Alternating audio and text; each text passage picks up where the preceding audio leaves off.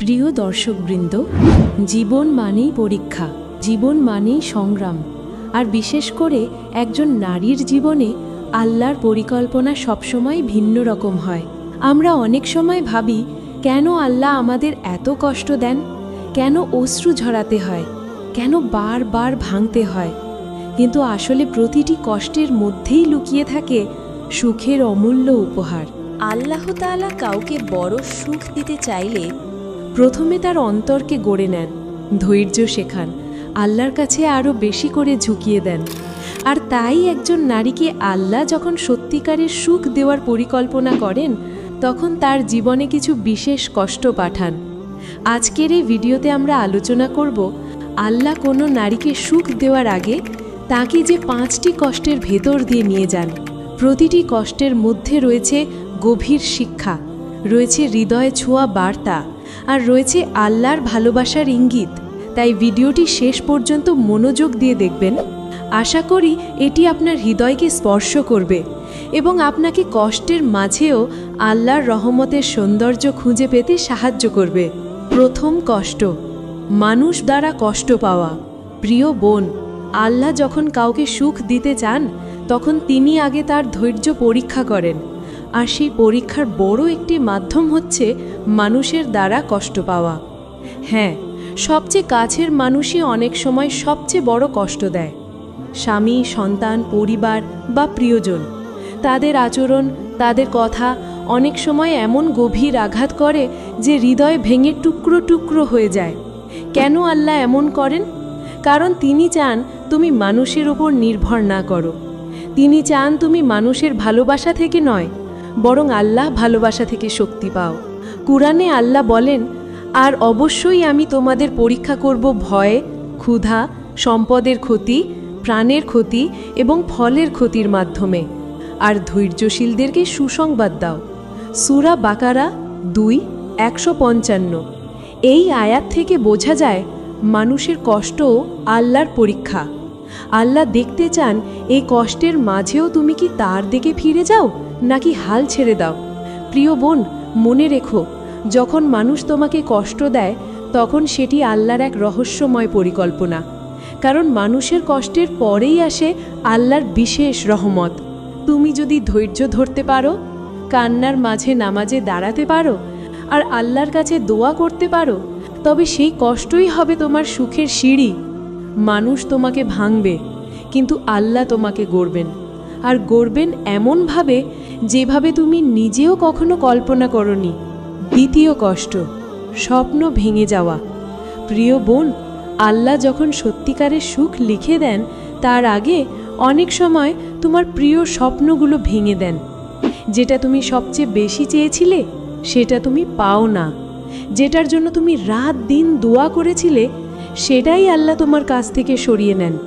তখন মনে হয় জীবন অন্ধকার, সব কিছু শেষ, আর কোনো আশা নেই।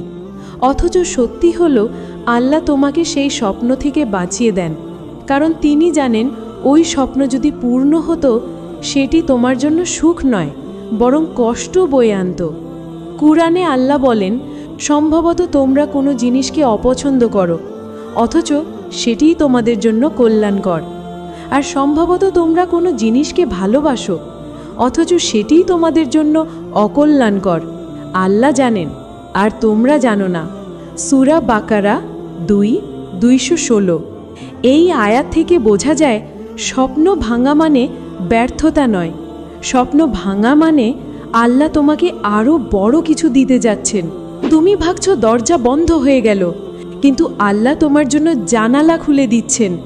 প্রিয় বোন, তাই যখন স্বপ্ন ভেঙে যায়, তখন কেঁদে ফেলো, আল্লাহর কাছে দোয়া করো, কিন্তু কখনোই মনে করো না যে আল্লাহ তোমাকে ছেড়ে দিয়েছেন। বরং মনে রেখো, আল্লাহ তোমার হৃদয়কে নতুন সুখের জন্য প্রস্তুত করছেন, আর সেই সুখ হবে তোমার কল্পনার চেয়েও সুন্দর। তৃতীয় কষ্ট, একাকিত্বের কষ্ট। প্রিয় বোন, আল্লাহ যখন সত্যিকারের সুখ দিতে চান, তখন অনেক সময় তোমাকে একা করে দেন। যাদের ওপর তুমি ভরসা করেছিলে, তারা সবাই একে একে দূরে সরে যায়। বন্ধু নেই, আপনজন নেই, এমনকি সবচেয়ে কাছের মানুষও বুঝতে চায় না। মনে হয় পুরো পৃথিবী ফাঁকা, তুমি একা। কেন আল্লাহ এমন করেন? কারণ তিনি চান তোমার অন্তর একমাত্র তার উপর নির্ভরশীল হোক। আল্লাহ চান তুমি মানুষের দরজা ছেড়ে তার দরজায় কড়া নাড়ো। রাসূলুল্লাহ সাল্লাল্লাহু আলাইহি ওয়াসাল্লাম বলেছেন, জেনে রাখো, যদি সমস্ত মানুষ একত্র হয়ে তোমাকে উপকার করতে চায়, তারা কেবল সেইটুকুই পারবে যা আল্লাহ তোমার জন্য লিখে রেখেছেন। আর যদি তারা সবাই মিলে তোমাকে ক্ষতি করতে চায়, তারা কেবল সেইটুকুই পারবে যা আল্লাহ নির্ধারণ করেছেন। এই হাদিস আমাদের শেখায় মানুষের উপর ভরসা ভেঙে যাওয়া আসলে আল্লাহর বড় রহমত।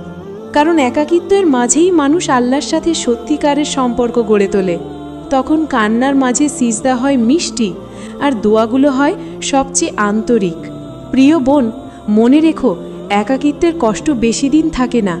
এটা কেবল তোমাকে আল্লাহর কাছে টেনে নেওয়ার উপায়। আর যখন তোমার অন্তর একমাত্র আল্লাহর সাথে যুক্ত হয়ে যাবে, তখনই তিনি তোমার জীবনে সুখের আলো ছড়িয়ে দেবেন। চতুর্থ কষ্ট, দোয়া বিলম্বে কবুল হওয়া।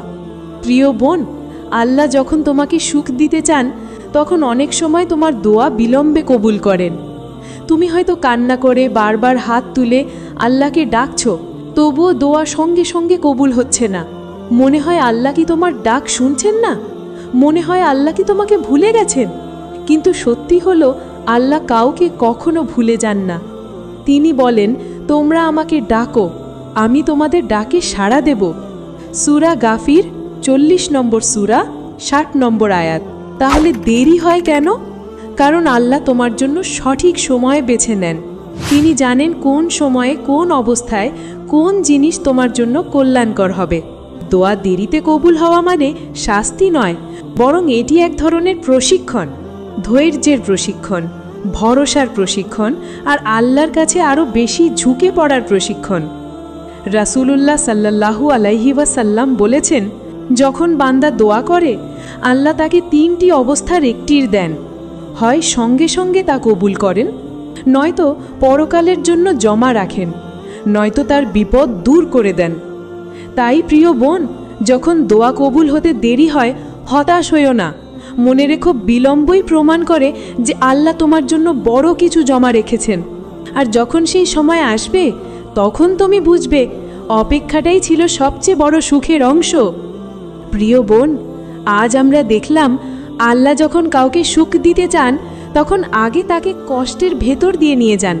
কখনো মানুষ দ্বারা কষ্ট দেন, কখনো স্বপ্ন ভেঙে দেন, কখনো একাকিত্বে ফেলেন, কখনো দোয়া কবুলে দেরি করেন। আর এই কষ্টগুলো শেষ পর্যন্ত আমাদের হৃদয়কে নরম করে, ধৈর্য শেখায়, আর আল্লাহর সাথে সম্পর্ক দৃঢ় করে। মনে রেখো, আল্লাহ তোমাকে কষ্ট দেন শাস্তি হিসেবে নয়। আল্লাহ তোমাকে কষ্ট দেন তোমাকে গড়ার জন্য, যেন তুমি সেই সুখ পাও যেটা তিনি তোমার জন্য লিখে রেখেছেন। তাই বোন, আজ যদি তুমি কষ্টে থাকো, মনে রেখো, আল্লাহ তোমাকে ভুলে যাননি, বরং তিনি তোমাকে ভালোবাসেন। আর এই ভালোবাসার কারণেই তিনি তোমাকে পরীক্ষা দিচ্ছেন। ধৈর্য ধরো, আল্লাহর উপর ভরসা করো, কান্নার মাঝে দোয়া করো। ইনশাআল্লাহ খুব শিগগিরই তুমি দেখবে এই সব কষ্টই তোমার জীবনের সবচেয়ে বড় সুখের দরজা খুলে দিয়েছে। হে আল্লাহ, যারা এই ভিডিওটি দেখছে, শুনছে, তাদের জীবনে সব দুঃখ দূর করে দিন। হে আল্লাহ, তাদের অন্তরে শান্তি দিন, তাদের মুখে হাসি ফিরিয়ে দিন। হে আল্লাহ, তাদের জীবনের প্রতিটি কষ্টকে সুখের দরজায় পরিণত করে দিন। হে আল্লাহ, তাদের দোয়া কবুল করুন, তাদের পরিবারকে হিফাজত করুন, তাদের রিজিক হালাল ও প্রশস্ত করে দিন। হে আল্লাহ, আমাদের সবাইকে আপনার প্রিয় বান্দা বানিয়ে দিন। আমিন।